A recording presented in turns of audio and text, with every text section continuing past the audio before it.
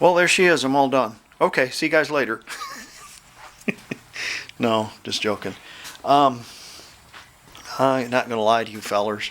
I thought about taking and, pre-fitting this and making sure that everything was okay, and then zip it in there and, oh, look, it fits perfect. No, I'm not going to do that. I wanted to get the body out of the garage so I could kind of organize my stuff and get this car out of here. And ooh, doesn't that look nice? Just damn, that's so nice. That's just nice. So anyways, back to the 69. Oh, hi everybody, how you doing? Okay, Fixer here. There, that's a better intro. I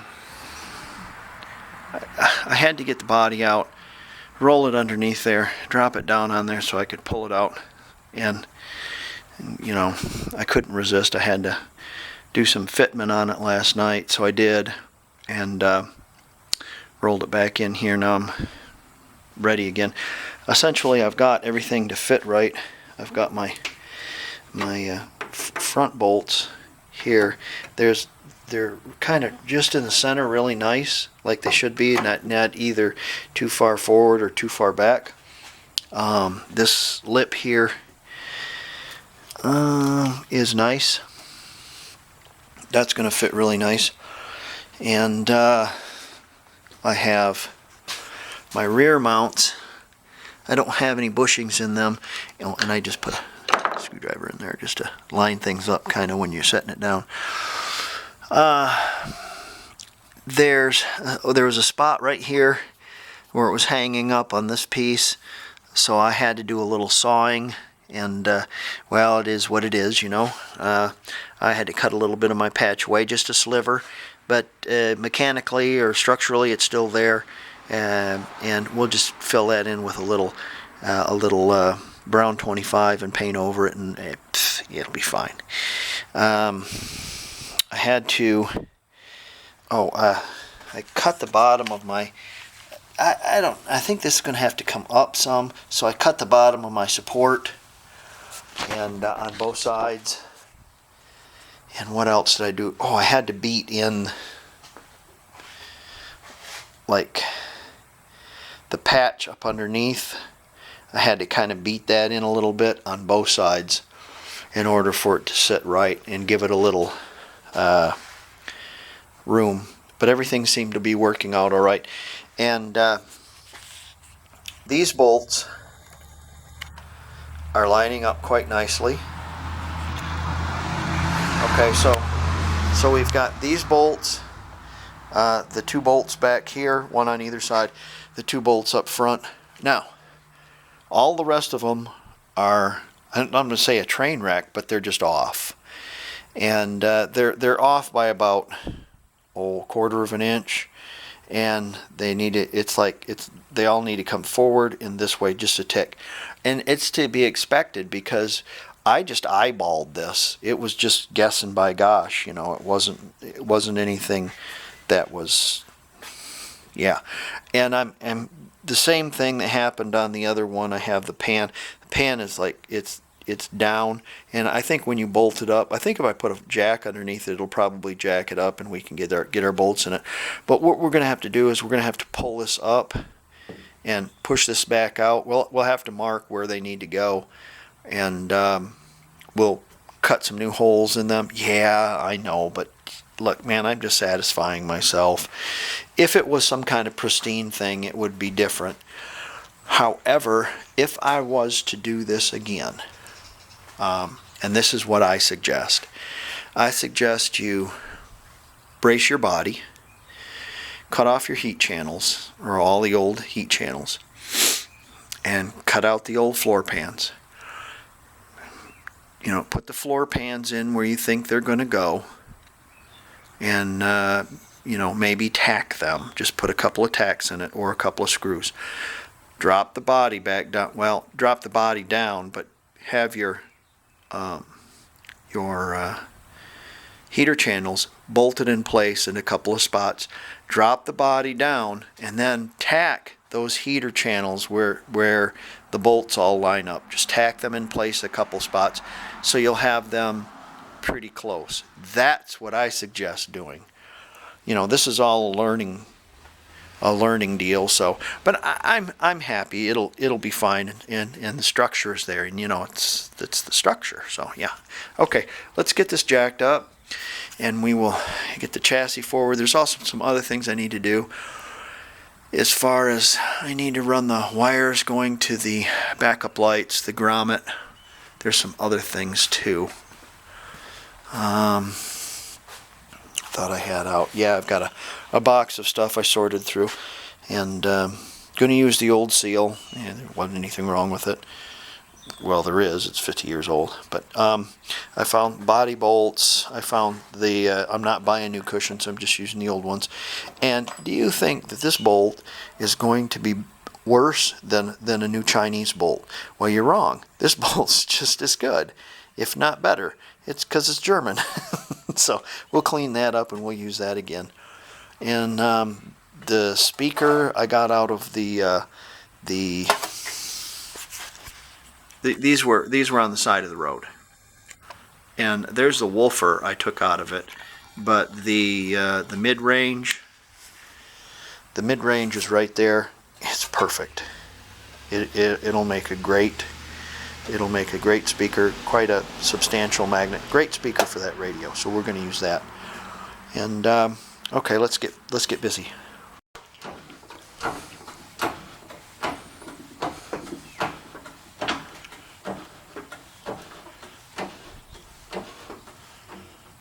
As far as she'll go.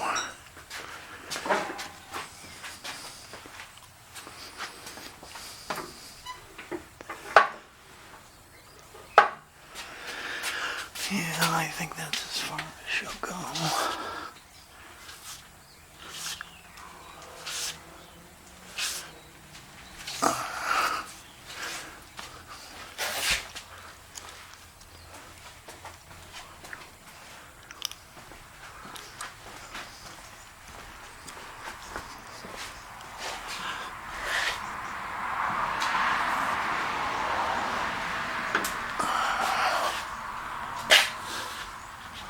Let's see if she'll clear. Oh yeah. Easy cheesy.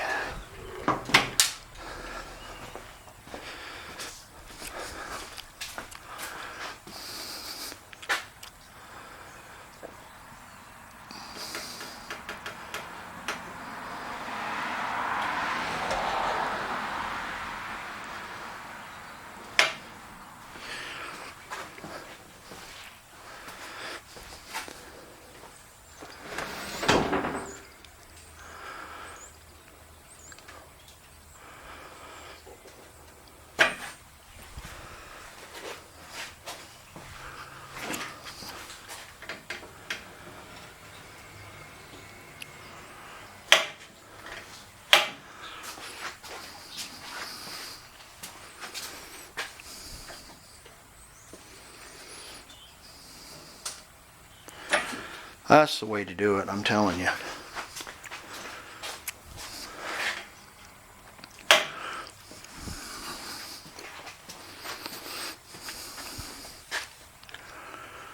Okay. Here's the original wiring harness, and goes through here, this little grommet. Has a fuse holder, and it's all in one piece. It's great. These two ends go on that switch down there, and then of course it comes up through here, and the one little pigtail here plugs into the one at the end of the firewall that's coming down over here, and then it snakes around this way, and that's the fuse holder, and then it plugs into your coil on the hot side. Put new fuel lines on and used my pinch clamp, so that's there. The only problem is, with a fuel filter like that, dancing around like that, what's going to happen is it's going to wear that out in quick time. So we're going to need to have some kind of loop and attached here So we'll have to figure that out too. So let's get at that. There's another wire, and it's right there, and that's the signal wire that comes from your ignition switch. This thing's so analog, it's so funny. And it's a big heavy wire, and I don't have any big, well, first thing, it's got a rat chew in it, or something's been chewing on it, and got gnawed in half almost, and I'm not going to put this one back on. Besides, that end just kind of slips in on and off, and I tried to tighten it up and it cracked, and yeah, it's not any good anymore. Forget it. I do have this Chinese wire here, and it's pretty heavy, so I'm going to double this up, and it should provide a good enough signal for that. So let's build a new harness, and we'll use our original. This is one of those peg hook things, whatever, and I'm throwing it away. That looks like that'd support my fuel filter really nicely, so let's see what I can make with it. Okay, I got a little washer welded to that, and it's cut off at the bottom kind of, and cut off at the side so that it misses the Bowden tube, and I kind of fidgeted it around, welded it, and that kind of thing. It's got a little nub here I think I'll grind off, and for the cradle I'm just going to take and run a little urethane on it and kind of pat it down just so this has a cushion that's just metal to metal, and then I'll take a couple of spot ties and run around it, zip them up tight, and it'll hold it right there, and that way it's not flopping around and doing a number to that, so that's good. Our wiring harness, I had to bore another hole, but I run a grommet, and that's the hot wire going to the starter. I zip tied my reverse wires, and I zip tied those together so that it won't come off. Okay, I drilled out some holes, and now bringing her down. Got some stuff. I'll have to take it back up again, but because I got a couple of things. Get your screwdriver in a hole in there.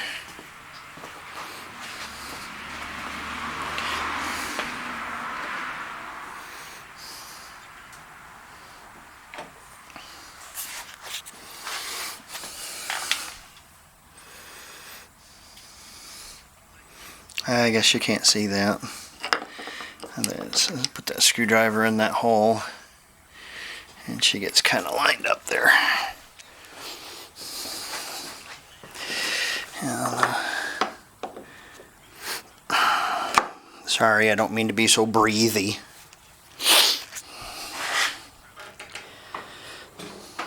Zip. And take her down there. And go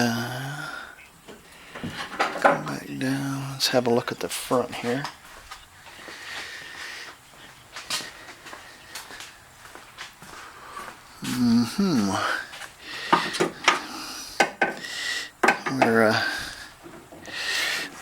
We're a little off. We need to. There she is. Little off. We need to come forward some on this. So let me jack it back up a couple of times, and I'll put a screwdriver in there and pull that, and then it'll line things up a little better. So you can kind of stick a screwdriver in there and lean it up against the. Don't touch that, dummy. Okay.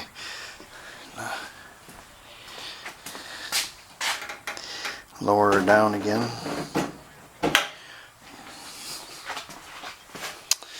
And this side. There she is. Now our holes are good again, so perfect. Now let's have a look at our heater channel bolts and see how they are, and if those are okay, then we can work on the ones, we'll massage the ones in the front. Alright, I have my pan sorted out. It looks like Charlie Brown's Halloween costume, but the holes all match up. The holes all match up now. Here's my fuel filter to let you get a look at that, and it's nice and secure, and with the vibration you won't have this dancing all over and break the hose. So the hose will last a good long time. You know, there was never meant to be a fuel filter on this. Okay, it was just a piece of hose. There's no fuel filter on a Volkswagen Beetle. Okay, none. All right, the fuel filter was in the gas tank, and it was on the end of the fuel pump right there, that little 14mm screw. All it had was a screen, a really fine little screen. That's it. There's no fuel filter on a Volkswagen. So if you put one on there, what you're doing is you're going to have to engineer something that's not going to screw you in you know, in the future. So anyways, okay. I've got my my heat gizmos in, and I'm putting my little heat deals in there, so and hang them with the little clamps. Where's the little clamps? Here's the clamps, and we got to get that done. And then I have to look this all over and make sure this is okay. We've got our new heat cables in, and make sure everything's okay, so I can take and actually mate the body to the chassis. So, oh, and I thought of something, and I'll share it with you at the end of this video, but it's very important if you're going to do this work that I'm doing. Okay, a couple of things. Because I had to kind of change my bolt holes slightly, I'm going to cut slots in that and shove it in when I get down close. I'm going to use this as a sealant, so I'm going to put it around the yeah, and then the front and the back I'm going to put on. The sides I'm just going to put a little sealant up here, and then down on the body itself, and then lower it down and bolt it up, and then raise it up as far as I can with the bolts loose and slide the molding in. I know that sounds weird, but I'll be able to actually make the holes work.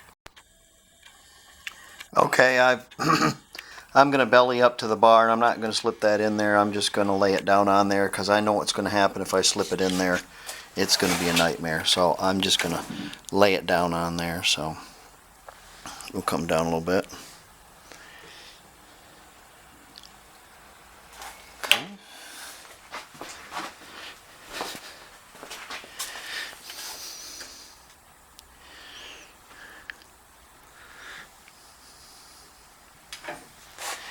All right, let me.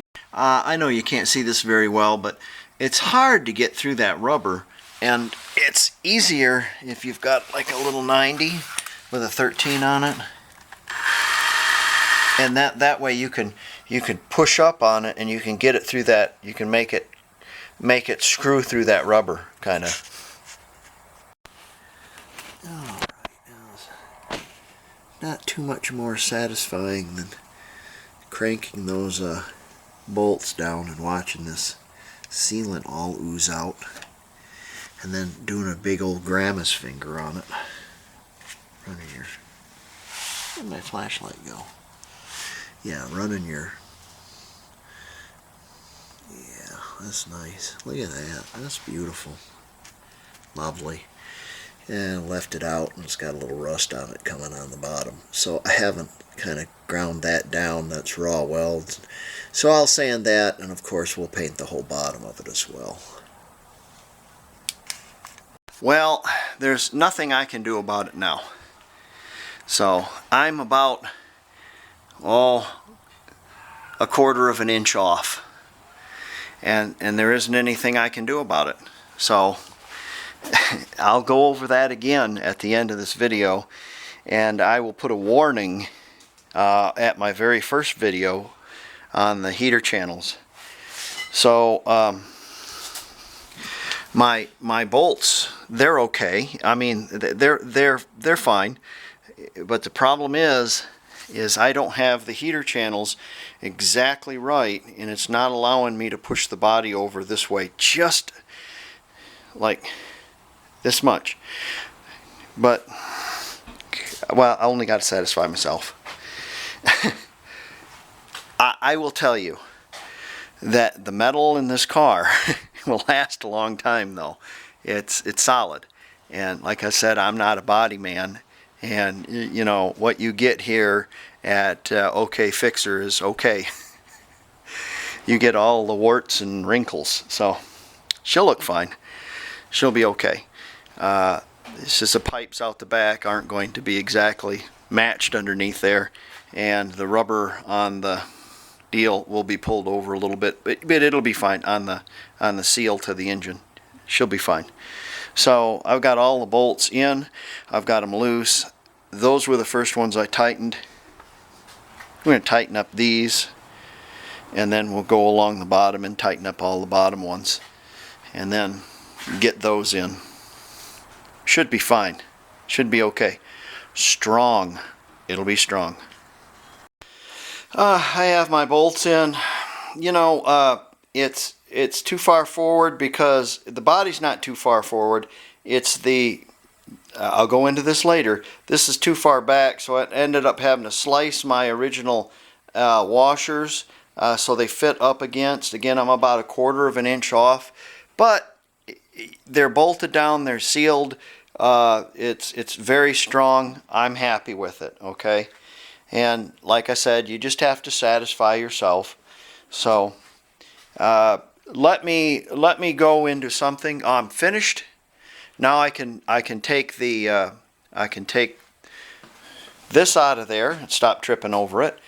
That'll be great. I'll be able to patch up my holes where I've got some weld holes where I welded that in there, one there and one underneath this fender. Anyways, patch those up, fix those up, and then I can kind of clean everything up and paint it as far as the pans and the underside of the fenders and such like that. So we're progressing nicely. I'm very happy I've got this on. Again, the body is slightly askew. I'll get into that in just a little bit. So let's discuss that. So of course you have the body of the car, the two heater channels. Let's just say these are the heater channels. Alright, and then the bottom of the heater channels are bolts. Okay, the bolts have to correspond with the bolt holes in the pan halves. Okay, and if they don't, you're going to have trouble. So ideally, the best idea would be to put all this, take all the old stuff out. You know, if you're replacing pans, or if you're replacing pans and heater channels, or if you're replacing just your heater channels, take them out. You know, somehow, I don't know, if you're going to jack the body off the car, it seems like the easiest way to do it, because that way you can get everything in there. But put those all together. Say if we're doing both of them, and you're separating the pans, and you got it up. Put the pans in place and give them a tack, just a tack, and then put your heater channels on top of those and put a couple bolts in them, and lower the body down, and make sure the back holes in the back, you know, the two right here and the two right here, right over the hump, fit. Make sure those fit, and then kind of tack everything, and then once you have everything tacked, you can lift it up, and you should be pretty good. You should be pretty square. Now, there's a couple things to consider. There's 3 measurements on those heater channels. There's forward and back, there's side to side, and then there's angle. So if you have a piece of wood and 2 jack stands underneath each one of them, and the jack stands are set at the same angle, provided that your slab is level or whatnot, you know, as long as you're not working out in the grass or something, the angle should be about right. So all you'll have to worry about is forward and back and side by side. Before you go and weld this thing all up, don't do what I did, because it's trouble. I'm 1/4 of an inch off, and 1/4 of an inch is a lot. Well, maybe not 1/4 of an inch, 3/16. But that's a lot, because I'm going to be gargling that 3/16 of an inch all the way through this build. So it's extremely important to get those correct. Now, hey, should you attempt this? Why, of course you should attempt it. Absolutely, because you can do it. You've got a welder, you got a torch, and you've got, you know, a compressor and the ability to drill everything out or cut everything off or whatever like that. You know, especially if you're building just something to satisfy yourself. If you're building something if you're putting back together a 52 Zwitter or a Hebmuller or something crazy like that, man, let the professionals do that. But you know, let them do the big work. But you know, if you're just putting together an old beater like I got, you can attempt it yourself. The most important thing to do is measure. Now, that way, the tack way, we'll call this the tack way, where you line everything up, lower the body onto the car, tack everything into place, and then lift the body up and you can start welding away. There's another way to do this, and you would get yourself a stick and you would put 2 screws in it where the holes are from this point to this point. Now, the professionals, they have a nice piece of aluminum and adjustable pins like this. Very, very nice. And even they have books that say between this point and this point is 5,000 millimeters or something, whatever it is. All right.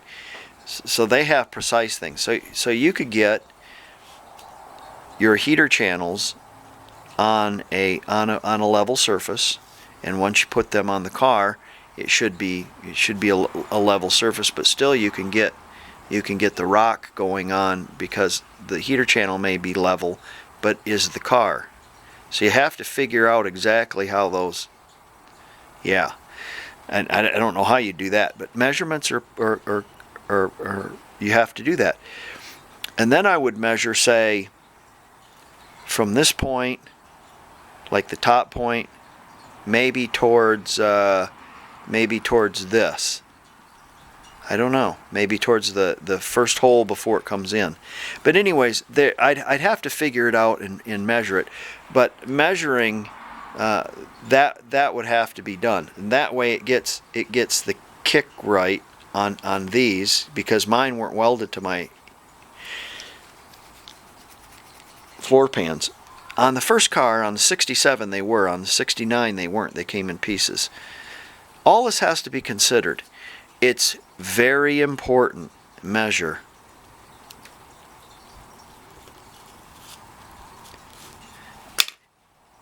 If the holes don't line up, there'll be lots of trouble. Just like in my case, the holes didn't quite line up, so there is trouble. Now, in the back, if you have the little valance on the back where the pipes go, the pipes are going to kind of be over here, coming out, instead of in the middle, because I'm, quarter of an inch off, 5/16, something like that. No, I'm not 5/16, about a quarter of an inch.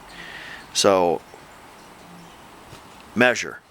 It's most important if you're doing heater channels or you have to measure. The holes have to match up.